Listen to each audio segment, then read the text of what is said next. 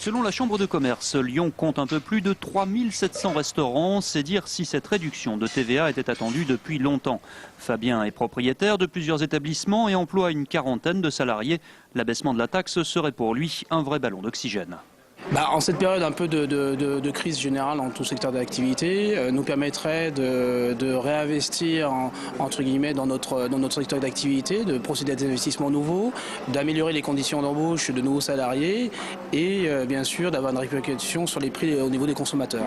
Une baisse concrète des prix visibles sur la carte, c'est ce qu'attendent des clients aujourd'hui très vigilants.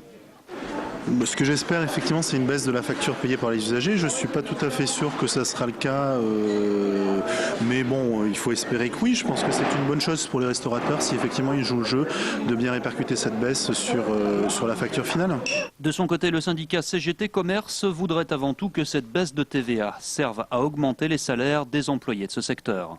J'ai envie d'y croire parce qu'aujourd'hui, dans ces branches-là de la restauration, il y a un turnover qui est immense. Les salariés sont payés à coup de lance-pierre. Ils font des horaires qui sont, il y a le samedi, dimanche. Ils sont très mal payés, ils sont très très mal payés.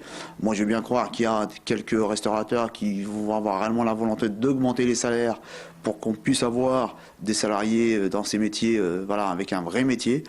Restaurateurs, clients et employés, tous espèrent aujourd'hui profiter de cette baisse de la TVA. Reste à connaître l'ampleur d'une telle baisse. Passera-t-elle de 19,6 à 5,5 comme tous l'attendent, ou sera-t-elle seulement ramenée à 12% comme c'est aussi envisagé?